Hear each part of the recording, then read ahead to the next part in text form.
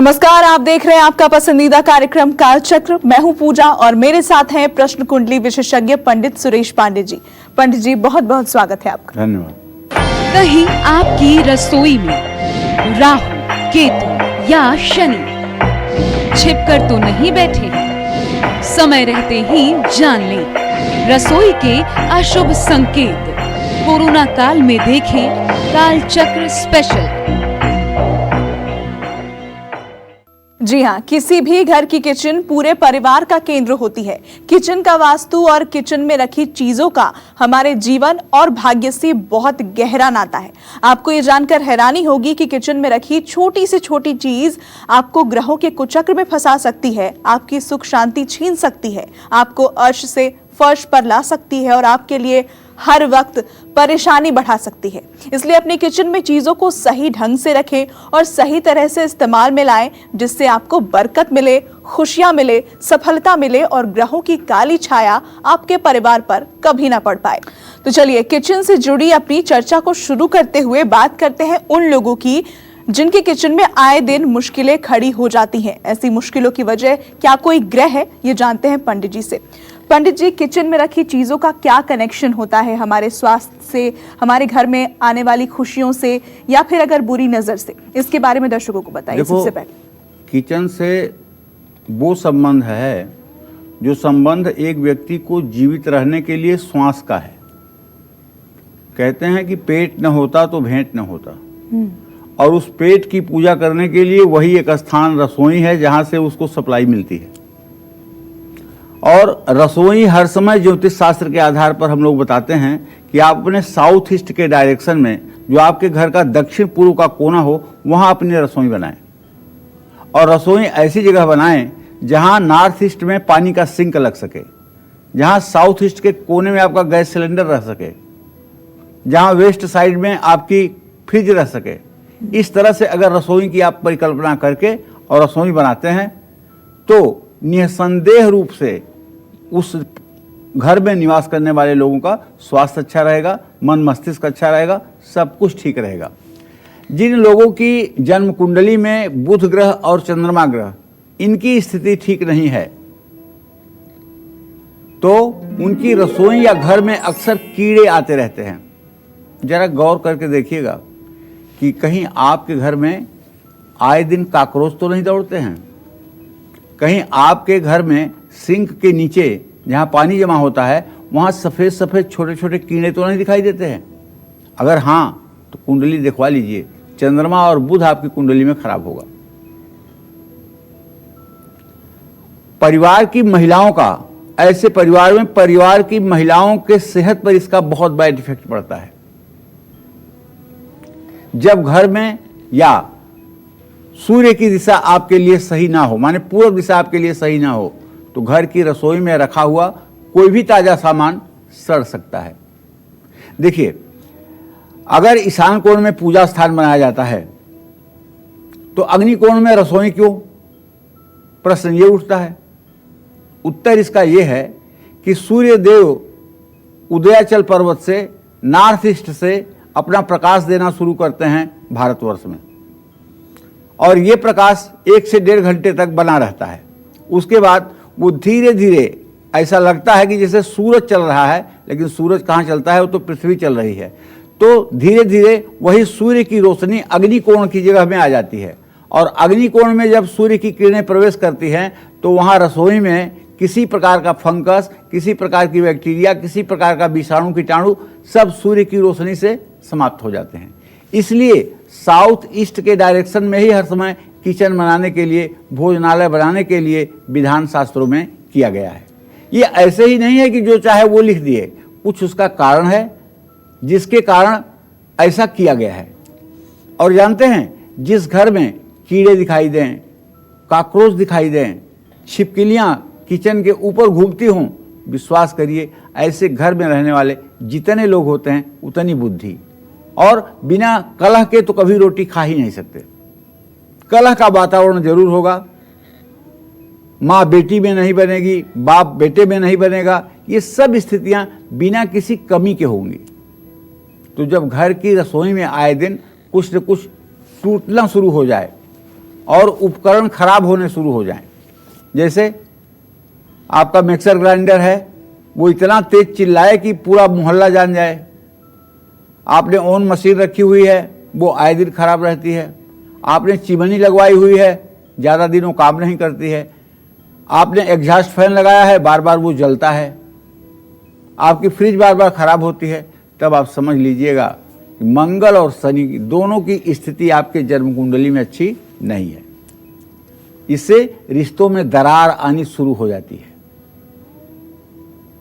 जब आपका राशन जल्दी जल्दी खत्म होने लगे, तो घर में राशन की बर्बादी होने लगे, तब समझ लीजिएगा कि आपके परिवार पर पितर दोष की छाया है। जानते हैं, पितर दोष की छाया के लिए कहीं न कहीं हम और आप भी जिम्मेदार हैं। कैसे? आपने कभी किसी को पिंडदान करते देखा है?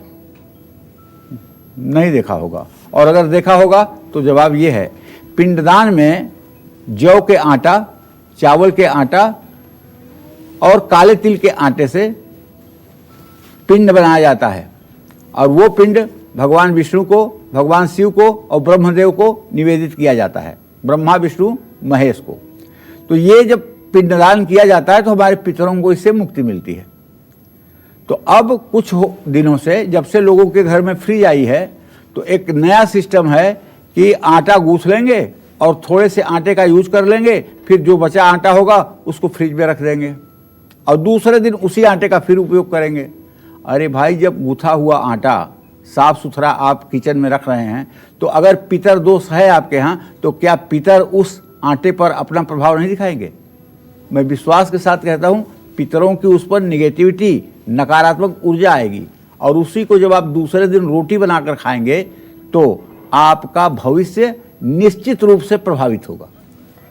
तो मैं तो इस कार्यक्रम के माध्यम से अपने सभी दर्शकों से एक ही चीज कहना चाहूँगा कि देखिए, जितना आटे की जरूरत है उतना ही आटा गूंथिए। फ्रिज में अगर आपने आटा रखना शुरू किया है तो कहीं न कहीं से ये आप एक अनर्थ को निमंत्रण दे रहे हैं। अच्छा, ये तो हो गया किचन की बात।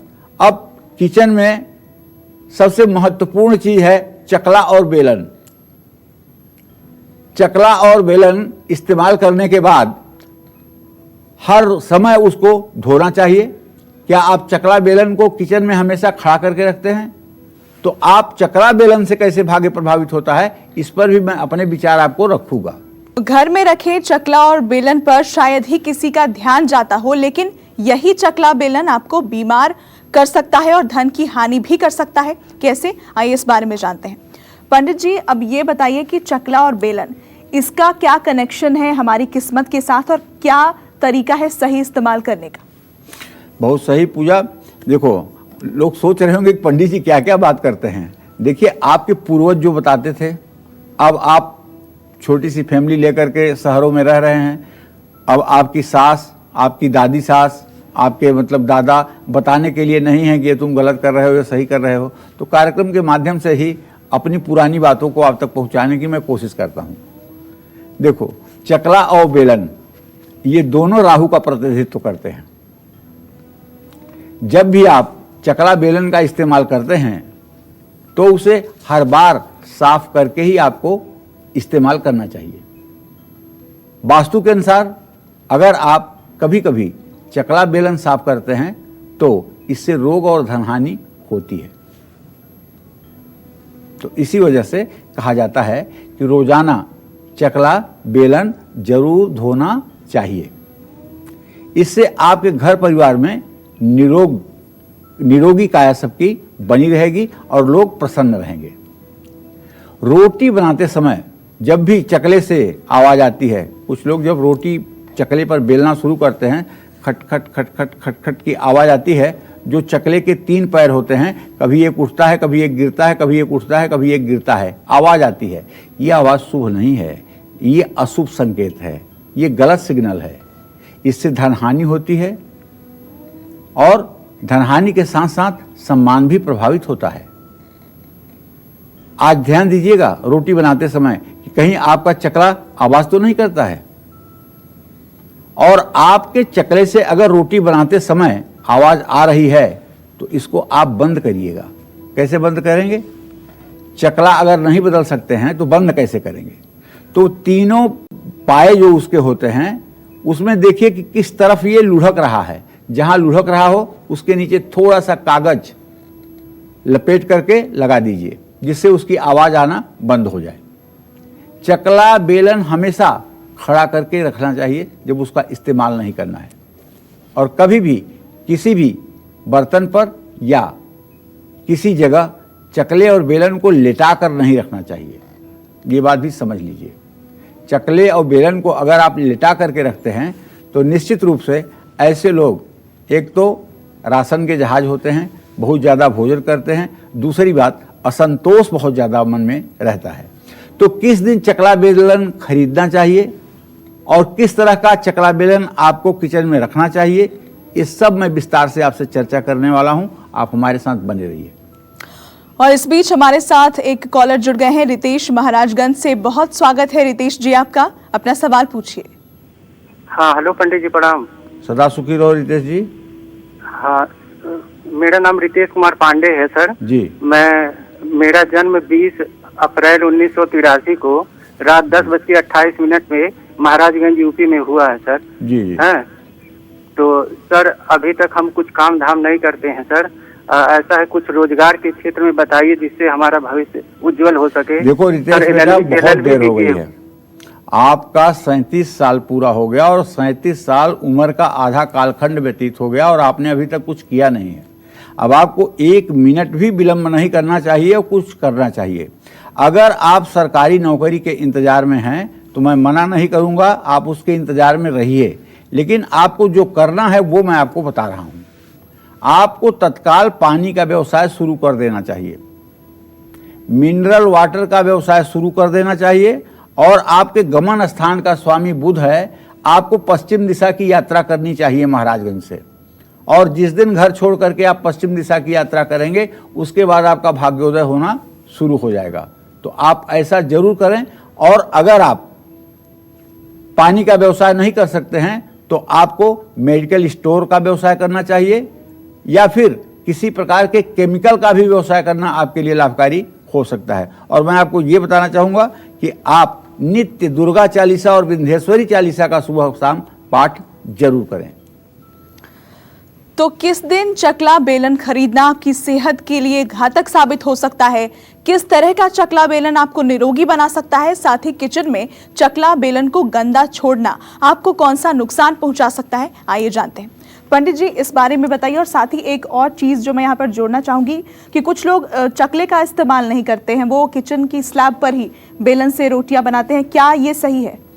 ये इधर भी चलन में आया है। पूजा जो तुम कह रहे हो ना, ये प्रैक्टिकल बात कह रहे हो।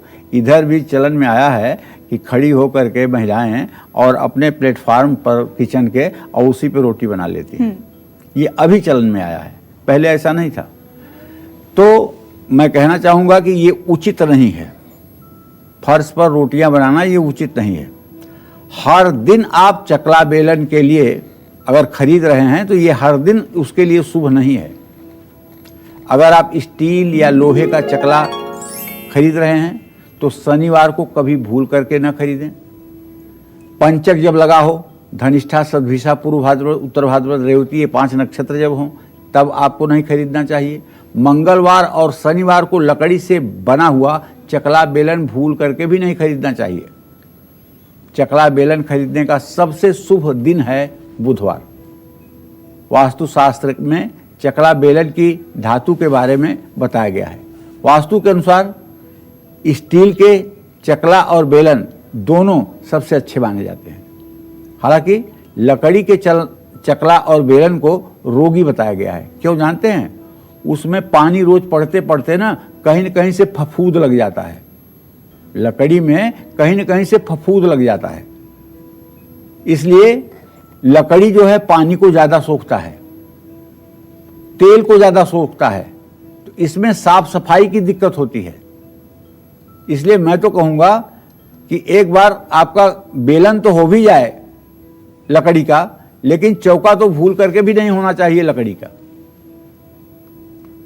और रोटी बनाने के बाद ऐसा ना करें कि रोटी बनाने वाली थाली में आपने बेलन गिरा दिया और चकले को यथास्थान छोड़ करके आपने अपना काम शुरू कर दिया। नहीं, ऐसा नहीं करना चाहिए। चकला और बेलन को धो पोंछ करके उसे सुव्यवस्थित जगह पर रख दीजिए। ऐसा करने से परिवार के सदस्यों को रोग और धन की हानि नहीं हो सकती है। चकला बेलन को हमेशा सुखा करके रखिए। गीला चकला बेलन कभी भी ना रखिए। और रसोई में 3 चकले कभी नहीं रखना चाहिए, इससे घर में क्लेश का माहौल बनता है।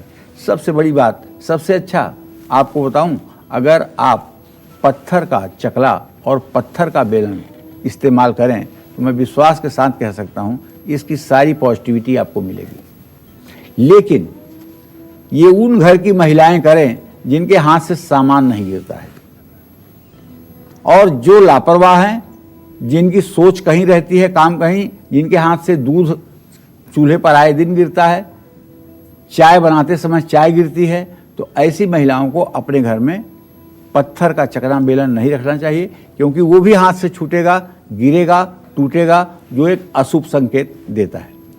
तो किचन में रखा हुआ तवा, रोटी बनाने वाला तवा, कैसे मानहानि करा सकता है, कैसे रोग बढ़ा सकता है, कैसे गरीबी बढ़ा सकता है, और अगर गंदा तवा है तो कैसे ये आपको विपत्तियों में फंसा सकता है। इन सब विषयों पर मैं चर्चा करूंगा, आप हमारे साथ बने रहें।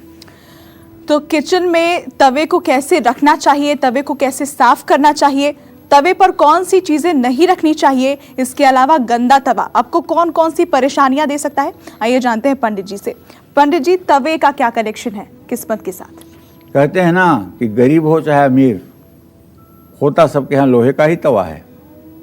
गरीब हो या अमीर, होता सबके यहाँ लोहे का ही तवा है। एक ऐसी चीज़ है जो पूरे भारत में नहीं, पूरे विश्व में एक जैसी यूज होती है। हाँ, कहीं कहीं अपवादवश स्टील के भी तवे आज निकल चुके हैं, वो भी लोहे से ही संबंधित है। तो तवा अगर गंदा है और तवा अगर सही डायरेक्शन में नहीं रखा गया है तो राहु का अशुभ प्रभाव आपके घर के ऊपर दिखने लगेगा। कैसे आप जानेंगे कि राहु का प्रभाव खराब है? आप देखिए कि आपके घर में कितनी छिपकलियां हैं। अगर हैं तो राहु दोष शुरू हो चुका है। लाल चींटियां निकलती हैं, अगर हां तो राहु दोष शुरू हो चुका है। कोई सामान अगर आपके घर में आया है, ज्यादा यूज नहीं हुआ है, तभी अगर वो बार बार खराब हो रहा है, तब भी राहु दोषकारी है। कोशिश करने के बाद भी धन संचय नहीं हो रहा है, तब भी राहु दोष कारक है। तो ऐसे में मानहानि, रोग और दरिद्रता ये गंदा तवा बढ़ाता है। गंदे तवे पर कभी भी रोटी ना रखें। कुछ लोग करते क्या हैं, रोटी जब बना के तैयार हो गया तो उसी तवे पर रोटियां रख देते हैं एक जैसे, और ऊपर से किसी बर्तन से, किसी थाली से ढक देते हैं, और जब भोजन करने वाले आते हैं उसी में से निकाल करके देना शुरू करते हैं। नहीं, ये गलत है। अगर आपको रखना ही है तो रखिए बेशक, लेकिन उसे थाली में रखिए और थाली से ही ढकिए। ऐसा अगर आप नहीं मानते हैं और ऐसा करते हैं, तवे पर रोटी रख करके वहीं से वितरण की जाती है, तो ये रोग और दरिद्रता दोनों को बढ़ाने वाला है। गंदा तवा राहु के प्रकोप को बढ़ाता है। रात में रोटी पकाने के बाद हमेशा तवा धो करके ही रखना चाहिए। और जिन लोगों के तवे का पिछला हिस्सा जंग या मूर्छा जैसा लगा हुआ हो, या जिसकी पपड़ियां टूट रही हों, तब तो समझिएगा कि ये अनर्थ है। इसीलिए आगे से भी पीछे से भी तवा की सफाई होनी चाहिए। तवा हमेशा ऐसी जगह रहे जहां से वो सभी को दिखाई न दे। तवा कभी भी उल्टा करके नहीं रखना चाहिए। भोजन बनाने के बाद कभी भी तवा गैस पर न छोड़ें। दूसरी बात, तवे पर गर्म पानी का छींटा ना मारें। अगर छींटा मारना है आपको तो दूध का छींटा मारें। तवा जब गर्म हो जाए तो उसके ऊपर थोड़ा सा दूध का छींटा मार करके तब उसके बाद में आप रोटी बनाना शुरू करें। और तवे पर पहली रोटी चाहे छोटी सी 2 सेंटीमीटर की बनाइएगा, वो रोटी आप चूल्हे में आग पर डालिएगा। पहले वो अग्निदेव के लिए, फिर दूसरी रोटी बनेगी गौ माता के लिए, उसके बाद फिर पारिवारिक सदस्यों के लिए, अंतिम रोटी कुत्ते के लिए भी बनेगी। तवे पर कभी भी कोई जूठी सामग्री भूल करके भी नहीं रखना चाहिए और तवा कभी भी किसी धारदार हथियार से साफ नहीं करना चाहिए। कोई नुकीली चीज है और उससे आपका तवा गंदा हुआ है, उससे आप घिस घिस कर साफ कर रहे हैं, ये शुभ संकेत नहीं है। इससे भी बहुत तनाव बढ़ता है, इस बात का ध्यान रखें।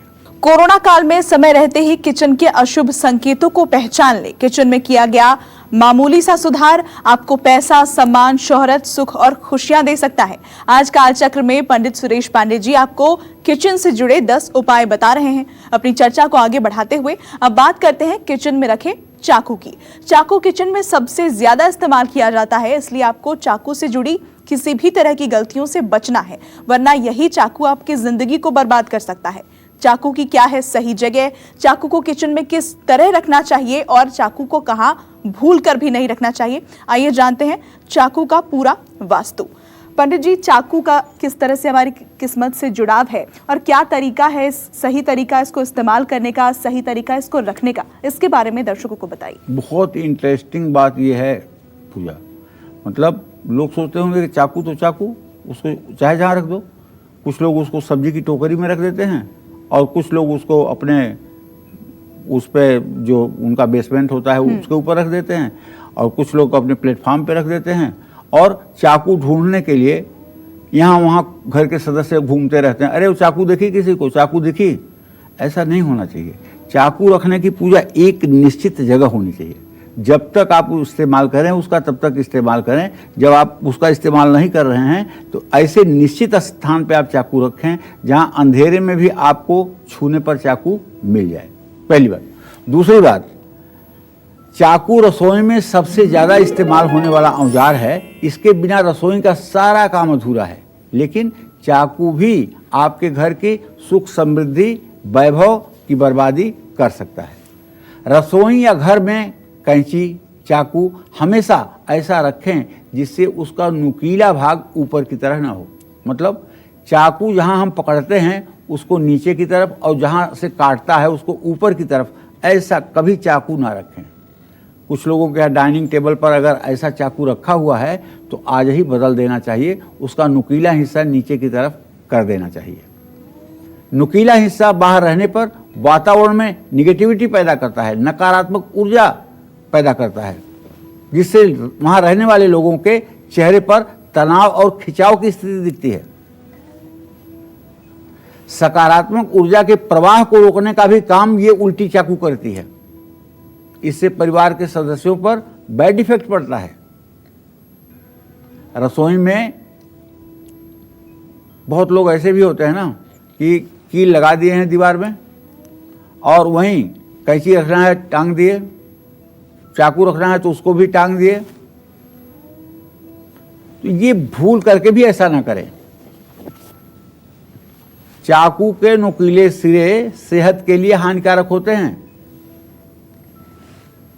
दीवार पर कैंची या चाकू लटकाने से कंगाली आती है। घर के साउथ ईस्ट के डायरेक्शन में कैंची या चाकू कभी भूल करके भी नहीं रखना चाहिए। इससे दुर्भाग्य के दरवाजे खुल जाते हैं। दक्षिण पूर्व दिशा का तत्व अग्नि तत्व है और वहाँ लकड़ी की प्रधानता है, जिसकी वजह से हमारा स्वास्थ्य खराब रहता है और धनहानि होती है। सब्जी काटने के बाद चाकू को हमेशा धो करके ही रखना चाहिए। और एक बात ध्यान रखें, टूटी हुई चाकू या खंडित चाकू इस्तेमाल नहीं करना चाहिए। उसे शनिवार के दिन कूड़े में डालकर निकाल देना चाहिए।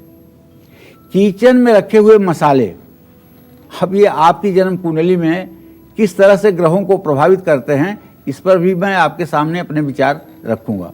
देखिए, किचन में रखा हुआ मसाला जो है सचमुच में, अरे और तो बात जाने दीजिए, अब इस समय कोरोना काल चल रहा है ना, कोरोना काल में एक बात बड़ी जबरदस्त और सच कही जा रही है कि यदि आप कोरोना से बचना चाहते हैं तो आप आधा चम्मच सेंधा नमक, आधा चम्मच हल्दी 1 कप बड़े पानी में उबालकर जब पानी हल्का सा गुनगुना रह जाए तो सुबह शाम उसी पानी से अपना गरारा कीजिए।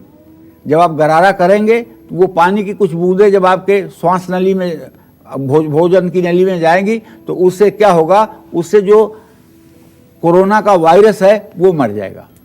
दूसरी बात, अब ये भी किचन की ही बात है, मसालों की, जैसे जावित्री, दालचीनी, ये तो मतलब कि किचन की ही चीज़ है ना। सेंधा नमक किचन की चीज़ है, हल्दी, गुड़, ये सब चीज़ें, अगर इन सब चीज़ों को, छोटी पिपली, काली मिर्च, ये सब चीज़ें डाल करके अगर आप काढ़ा बना करके और दिन भर में 2 बार पीते हैं, मैं विश्वास के साथ कह सकता हूँ, भगवान तो नहीं हूँ लेकिन कोरोना आपको छू नहीं पाएगा।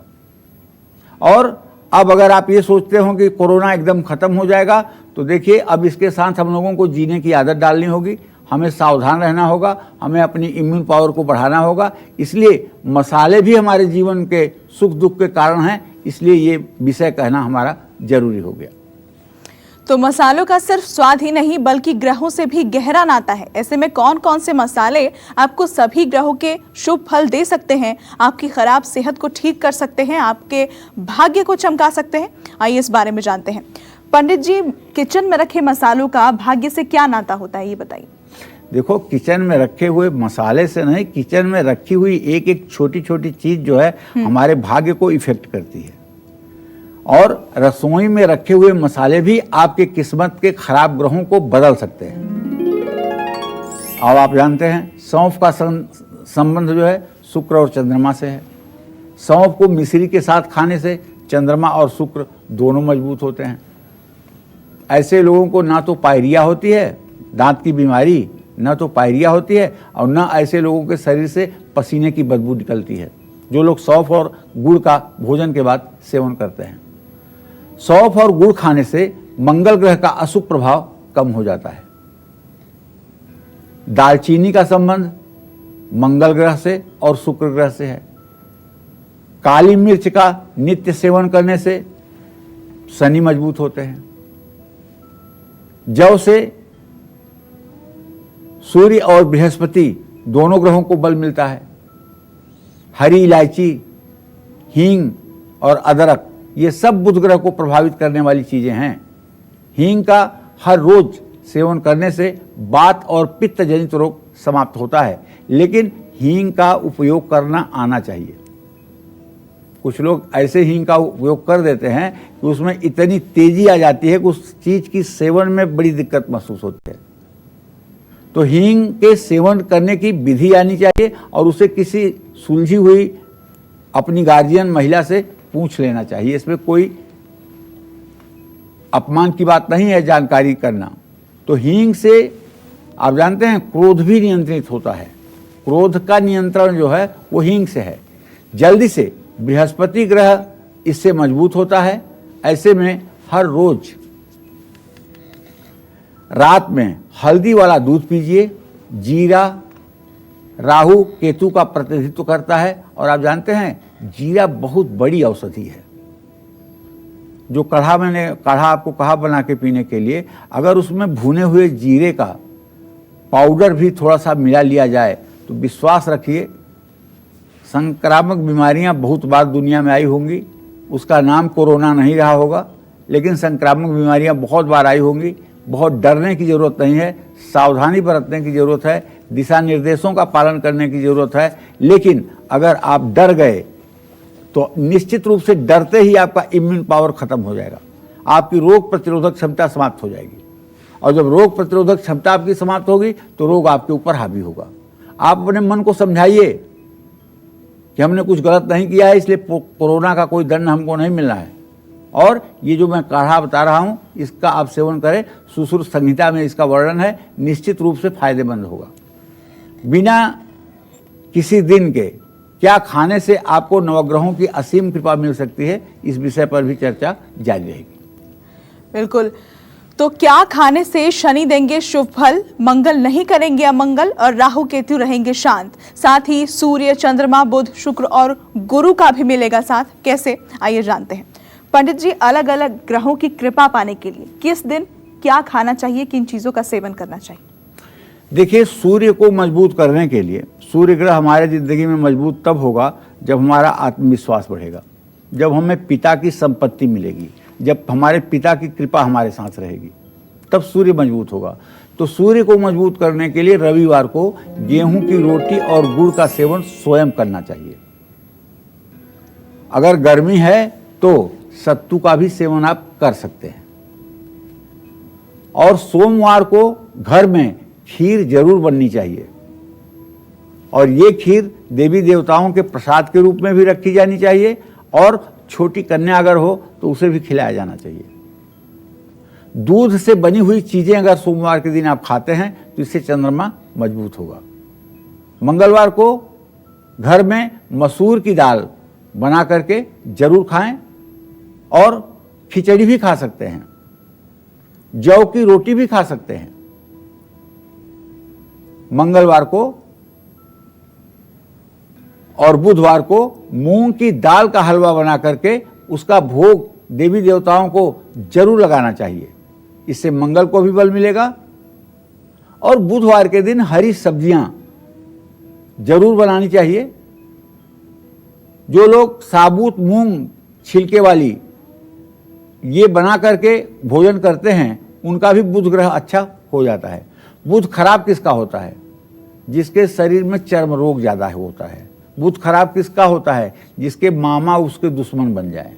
बुध खराब किसका होता है? जिसके दोस्त सिर्फ और सिर्फ स्वार्थी हो जाए। बुध खराब किसके होता है? जिसके मुंह से दुर्गंध निकलती हो। तो ये सब अगर आप बुरे प्रभावों से बचना चाहते हैं तो गुरुवार को घर में कढ़ी जरूर बनाइए, या फिर बेसन का हलवा बनाइए।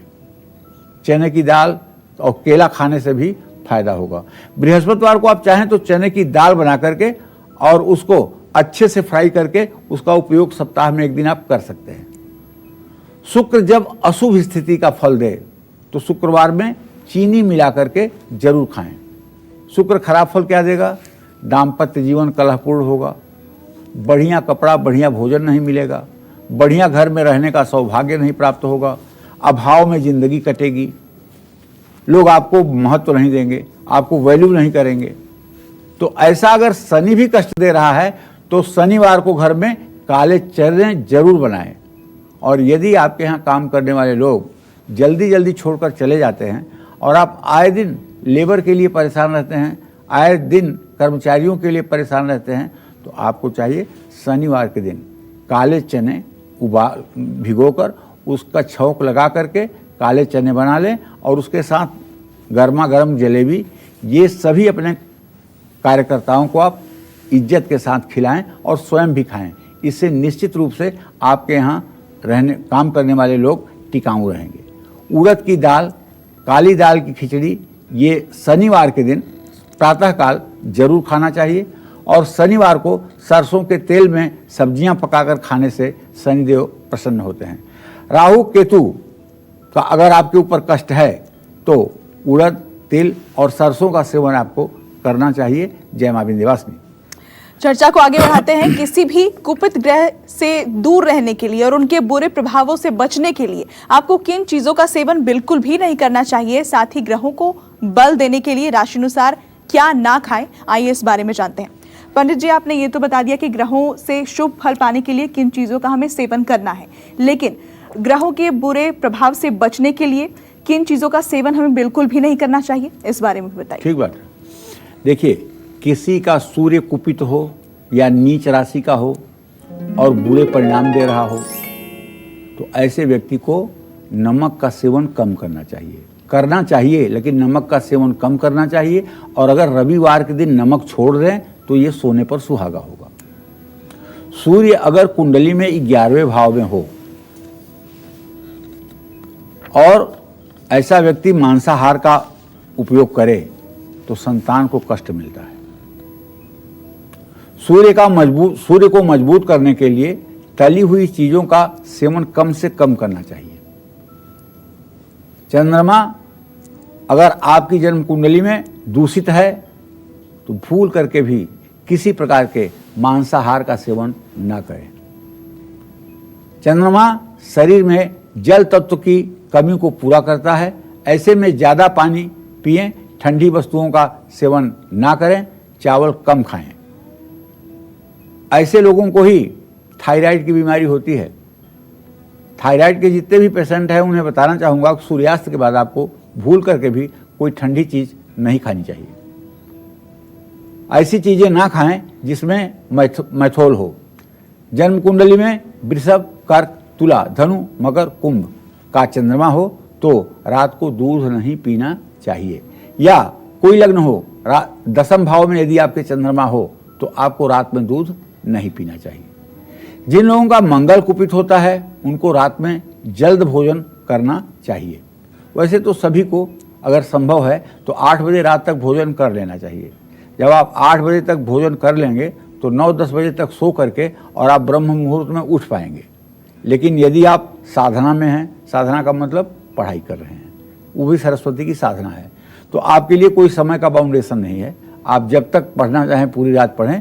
जब फिर आप उठेंगे तो जब आप उठेंगे तो उसी समय सूरज उदय मान करके और अपने नित्य क्रिया को करें। क्योंकि देवी देवताओं की साधना में जितना आदमी परिश्रम करता है उससे कम मेहनत सरस्वती की साधना में नहीं होता है। बहुत सरस्वती की साधना बहुत कठिन और दुष्कर है।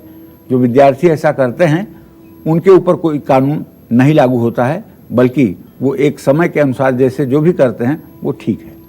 रात में हल्का भोजन करना चाहिए।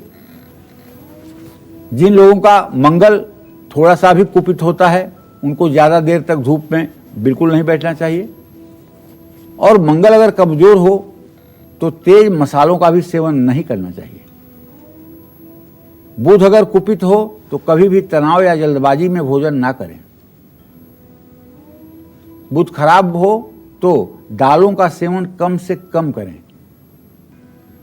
कच्ची सब्जी ना खाएं, कांच के बर्तन में भोजन ना करें और पानी भी ना पिएं।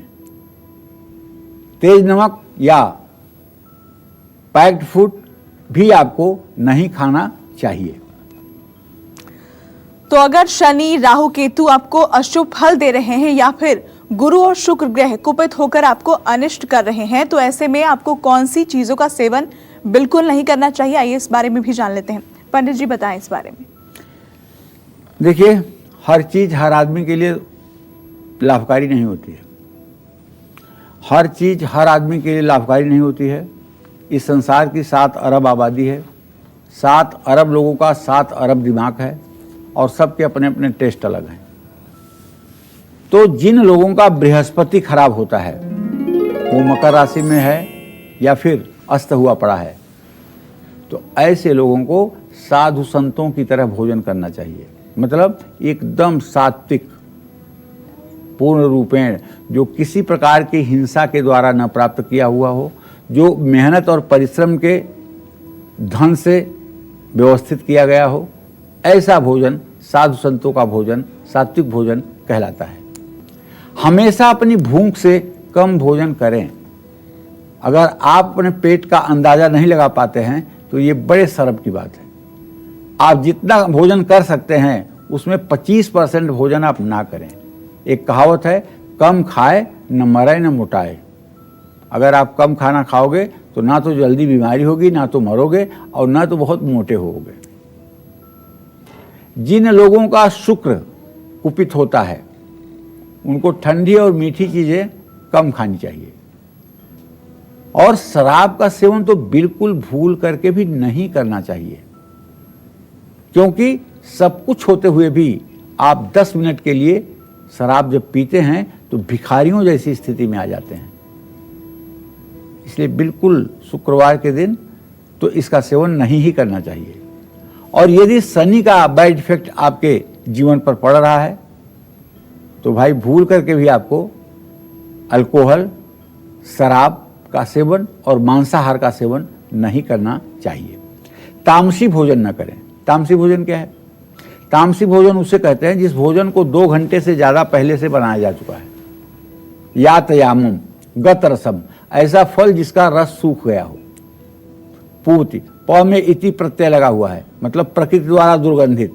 प्रकृति द्वारा क्या दुर्गंधित है? लहसुन और प्याज, वो पैदा होते ही बदबू करता रहता है। यातयामम गतरसम पूति पर्युषितम चयत उच्छिष्टम चामेध्यम भोजन हतापशप्रिय। और किसी का जूठा, ये उच्छिष्ट कहते हैं इसको, किसी का झूठा भोजन करने से भी तामसिक वृत्तियां बढ़ती हैं और तामसिक वृत्ति में आलस्य, निद्रा और प्रमाद होता है। तो राहु की दशा में मछली का सेवन नहीं करें। राहु खटाई और मिठाई इनका सेवन करने से अशुभ फल देता है। केतु की दशा हो तो बीज वाली सब्जियों का सेवन नहीं करना चाहिए, उड़द की दाल भी नहीं खानी चाहिए और केतु की शुभता के लिए सादा भोजन खाएं और जमीन के नीचे उगने वाली चीज़ों का सेवन बिल्कुल करें। जय मां विंध्यवासिनी। चलिए अब बात करते हैं किचन से जुड़े उन नियमों की जिसकी अनदेखी आप अक्सर करते हैं, लेकिन आप उन बातों की इंपॉर्टेंस को नहीं जानते हैं। क्या है किचन से जुड़े वो नियम, आइए जानते हैं इस बारे में। पंडित जी, किचन से जुड़े वो कौन से नियम है जिनकी अनदेखी करना हम पर भारी पड़ सकता है? देखिए, ऐसा है कि रसोई घर में किचन में एक स्टैंड होता है कुछ लोगों का, तो किचन स्टैंड के ऊपर आप सुंदर फल और सब्जियों के चित्र लगा सकते हैं और अगर इसे पश्चिम वाली दीवार पर लगाएं तो उत्तम होगा। दूसरी बात, अगर घर की ऊंचाई आपके फर्श से फ्लोर की ऊंचाई 10.5 फीट के ऊपर है तो आप अपने पूरब की दीवार पर एक सुंदर सा माँ अन्नपूर्णा का प्यारा सा चित्र आपको लगा देना चाहिए और एक चंदन की जो रेडीमेड माला आती है उसको सदा सर्वदा के ऊपर उनको चढ़ा देनी चाहिए। अन्नपूर्णे सदा पूर्णे शंकर प्राण वल्लभे ज्ञान वैराग्य में देहि भिक्षाम देहि च पार्वती। अन्नपूर्णा की कृपा हो जाए तो सारी दरिद्रता अपने आप भाग जाएगी। और कीड़े मकोड़े अगर किचन में घूम रहे हैं, फिर कह रहा हूं, तो सावधान हो जाइए। रसोई की तुरंत सफाई करवाइए और अगर बार बार चींटियां दिख रही हैं, बार बार कॉकरोच दिख रहे हैं तो उसका ठीक से पेस्ट कंट्रोल करवाइए। उस अग्नि और अगर आप भोजन के लिए भोजन बनाने जा रहे हैं तो पहली रोटी जो बने उसको आग के ही हवाले करना चाहिए। इदम अग्निदेवाय न ममा, अग्निदेव के लिए है, उसे अग्निदेव को अर्पित करें। और अग्नि द्वारा पकाए गए अन्न पर सबसे पहला अधिकार जो होता है वो अग्निदेव का ही होता है। अच्छा, भोजन की थाली को हमेशा किसी बर्तन या चटाई या चौके पर या टेबल पर सम्मान के साथ रखना चाहिए, इज्जत के साथ रखना चाहिए। खाने की थाली को कभी भी एक हाथ से पकड़ करके किसी को भोजन नहीं परोसना चाहिए। ऐसा करने से खाना प्रेत योनि को प्राप्त होता है। भोजन करने के बाद थाली में हाथ भी नहीं धोना चाहिए, हाथ उठ करके ही धोना चाहिए। तो थाली में कभी जूठन या जूठन जैसी चीज आप छोड़ करके न उठें। हम ये नहीं कहते हैं कि आप चाहे बीमार पड़ जाएं, चाहे मर जाएं, लेकिन थाली समाप्त ही कीजिए। ऐसा अगर नहीं कर सकते हैं तो कोई बात नहीं, लेकिन उस दिन सबक लीजिए कि आगे से जो मैं भोजन कर सकूंगा उतना ही अपने पास रखूंगा, नहीं तो उसके पहले उसे निकलवा दूंगा। तो थाली में कभी जूठन मत छोड़िए। थाली को कभी किचन स्टैंड या पलंग या टेबल के नीचे या ऊपर न रखें। रात में भोजन के जूठे बर्तन सिंक में बिल्कुल न रखें। कुछ लोग क्या करते हैं, सिंक में सारे बर्तन रात के रखे रहते हैं और जब फिर सुबह होता है उनकी काम वाली आती है या खुद मतलब कि वो जब समय पाते हैं तब बर्तनों को धोते हैं। तो रात भर में वो जो निगेटिविटी आपके पूरे किचन में बनी हुई है, उस निगेटिविटी से आप बच पाएंगे क्या? तो ऐसे में जब सभी लोग भोजन कर लें तो आपको 10 मिनट किचन में खड़े होकर के किचन की सफाई और किचन के बर्तनों को धुल करके रखना चाहिए। तो भोजन करते समय आपको किन बातों का खास ख्याल रखना चाहिए और रात के समय किन चीजों को बिल्कुल नहीं खाना चाहिए, आइए इस बारे में भी जान लेते हैं। पंडित जी, किचन से जुड़े तमाम नियम आपने बता दिए, अब जाते जाते दर्शकों को भोजन से जुड़े नियम भी बता दीजिए। हाँ, देखिए, भोजन से अगर आप बचपन में भोजन कभी दक्षिण मुंह करके बैठे होंगे तो आपके घर वाले कहेंगे दक्षिण मुंह करके भोजन ना करो, पिता की आयु कम होती है। ऐसी मान्यता है ना, ऐसा आप लोगों ने सुना होगा।